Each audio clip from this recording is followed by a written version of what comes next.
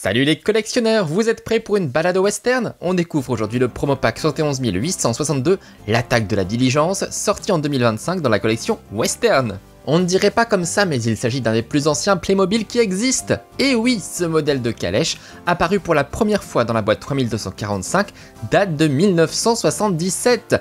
Il a très peu évolué depuis, avec une révision en 1994 dans le set 3803. La taille des fenêtres a été revue, des volets décoratifs ont été ajoutés et les détails ont été un peu fignolés. Mais dans l'idée, on est vraiment très proche de la proposition de 77 et ça prouve que déjà, à l'époque, on pouvait quand même proposer de très jolis éléments. Et là, pour être sûr que ce soit joli, justement, il y a beaucoup de stickers comme vous avez pu le voir, et ça fait plaisir d'avoir de nouvelles couleurs pour cette diligence. On l'a beaucoup connue en rouge, un peu en jaune, et la voici pour la première fois en noir.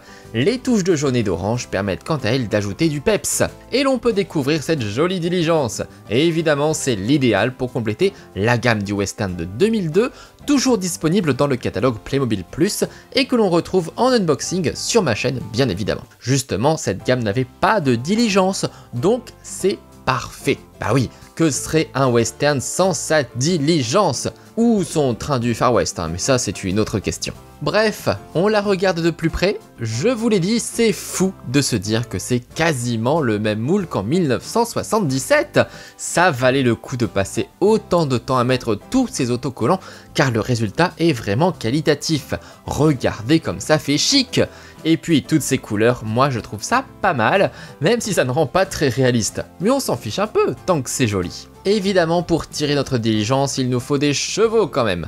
Deux beaux chevaux. Même s'ils ont la même posture, ils n'ont pas la même couleur, ce qui évite de faire trop redondant. Bon, on a besoin d'un cocher aussi. Le voici, Jean Coche, fièrement assis à l'avant du véhicule. Et ça a l'air plutôt confortable. Remarquez au passage, à l'avant, les petits crochets permettant de glisser le fouet quand il n'est pas dans les mains du cocher.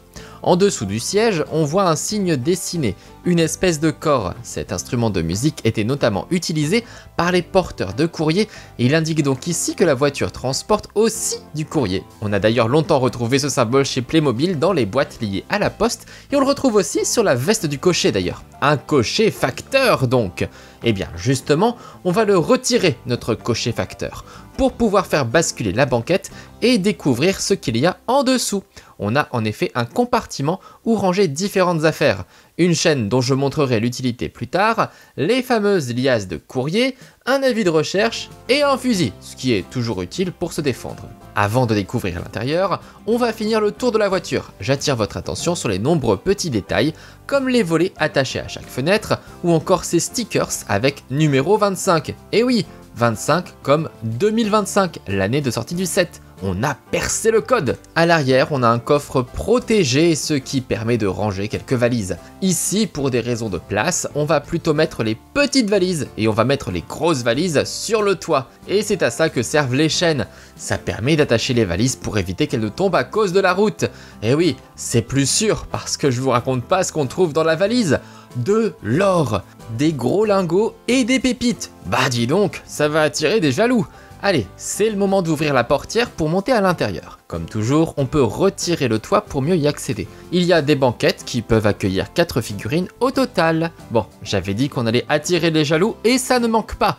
Voici Jean Filou, prêt à attaquer la diligence pour récupérer tout l'or. Et évidemment, il se cache derrière un foulard pour ne pas être reconnu. Quelle fripouille! Mais d'ailleurs, vous vous souvenez de l'avis de recherche ? Mais oui, c'est exactement lui que l'on voit dessus. Au moins, on ne peut pas dire qu'on ne nous aura pas prévenu. La tenue est plutôt pas mal, avec un peu de détails par-ci par-là, et surtout, Jean Filou peut compter sur ses pistolets. Hop, un dans chaque main. Et là, il peut faire un carnage. Et il peut également compter sur son bel étalon pour filer comme l'éclair. Je trouve qu'il a fière allure ce cheval, et il a l'air de galoper vraiment très vite. Et voilà, un bel ajout pour une gamme du Far West, comme je vous le disais. Et avec cette attaque de la diligence, on va pouvoir donner du boulot au shérif. C'est un véhicule emblématique du western, donc vraiment, si vous aimez cette époque et que vous voulez compléter une gamme, c'est un indispensable. En plus, je trouve les nouvelles couleurs et les détails apportés par les autocollants très réussis. Et vous, vous en pensez quoi? Vous pouvez me le dire dans les commentaires. Je vous invite à passer par la description également pour découvrir mes différents unboxings, dont celui du western ou encore celui du mythique train du Far West. Ne manquez surtout pas ça. Je compte sur vous pour liker, commenter, partager et vous abonner. Je vous remercie et je vous dis à bientôt pour de nouveaux Playmo. Ciao!